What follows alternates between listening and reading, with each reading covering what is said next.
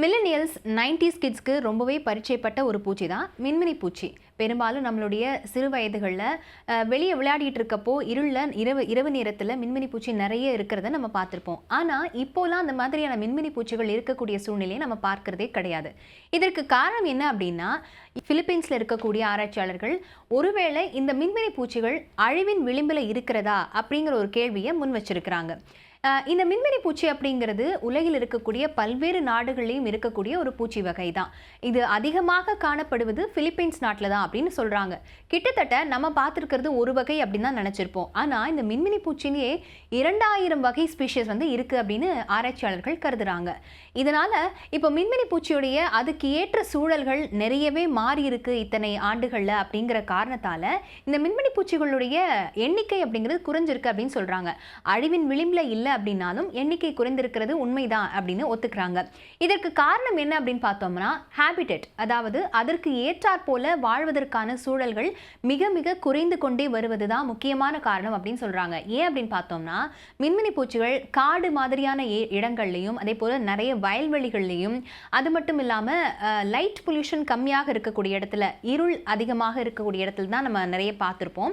இப்போ லைட் பொல்யூஷனும் அதிகமாயிடுச்சு இல்லையா, அதன் காரணமாகவும் மின்மினி பூச்சியுடைய எண்ணிக்கைகள் குறைந்திருக்கலாம் அப்படின்னு சொல்றாங்க.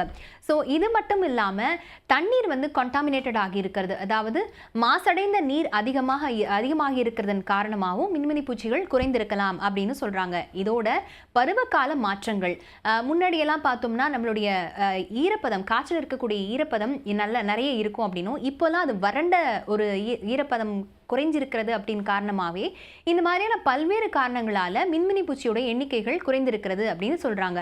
அப்போ மின்மினி பூச்சியை அழிவின் விளிம்பிலிருந்து காப்பாற்றுறதுக்கு என்னெல்லாம் பண்ணணும் அப்படிங்கிற ஒரு ஆராய்ச்சியிலும் ஆராய்ச்சியாளர்கள் ஈடுபட்டிருக்கிறாங்க அப்படின்னே சொல்லலாம். அதுல குறிப்பா என்ன சொல்றாங்க அப்படின்னா, நம்ம வயல்வெளியில பயன்படுத்தக்கூடிய பெஸ்டிசைட்ஸ், ஹெர்பிசைட்ஸ் போன்றவை, அதாவது உரம், அதே போல நம்மளுடைய பிளான்ட்ஸை பாதுகாக்கிறதுக்கான ஹெர்பிசைட்ஸ்லாம் யூஸ் பண்ணும்போது பார்த்து என்ன மாதிரியான உரங்களை நம்ம பயன்படுத்துகிறோம் அப்படிங்கிறத கண்டிப்பாக கவனிக்க வேண்டியது அவசியம் அப்படின்னு சொல்கிறாங்க. ஏன் அப்படின்னா, இந்த மாதிரியான பெஸ்டிசைட்ஸ் யூஸ் பண்ணும்போது அது இந்த மாதிரியான மின்மினி பூச்சி போன்ற சிறு சிறு உயிரினங்களுக்கு ஒரு ஆபத்து விளைவிக்கக்கூடிய ஒரு மருந்தாக இருக்குது அப்படிங்கிறது மாற்றுக்கிறதே இல்லை அப்படிங்கிறதையும் ஆராய்ச்சியாளர்கள் தெரிவிக்கிறாங்க.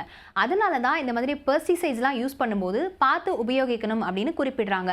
அது மட்டும் இல்லாமல் மின்மினி பூச்சி பார்த்தோம்னா ஈர நிலத்தில் அதிகமாக இருக்கும் அப்படின்னு சொல்கிறாங்க. அந்த மாதிரியான ஈர நிலைமை குறைந்திருக்கிறது, அதன் காரணமாக கூட மின்மினி பூச்சியோட எண்ணிக்கை குறைந்திருக்கலாம் அப்படின்னும் கருதுறாங்க.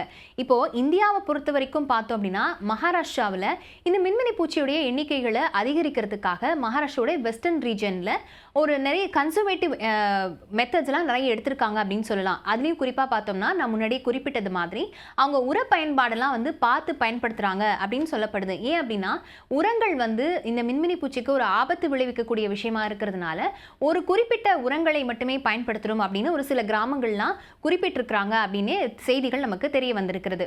இது மட்டும் இல்லாமல் நம்மளுடைய நாட்டு வகையை சேர்ந்த நிறைய மரம், செடி, கொடிகளை நடுறதோடு மட்டும் இல்லாமல் மோவிங் அப்படின்னு சொல்லக்கூடிய இந்த புல்வெளிகளை அறுத்து தள்ளக்கூடிய அந்த மெஷின்ஸ் இருக்கும் இல்லையா, மோவர் அப்படின்னு சொல்லுவாங்க.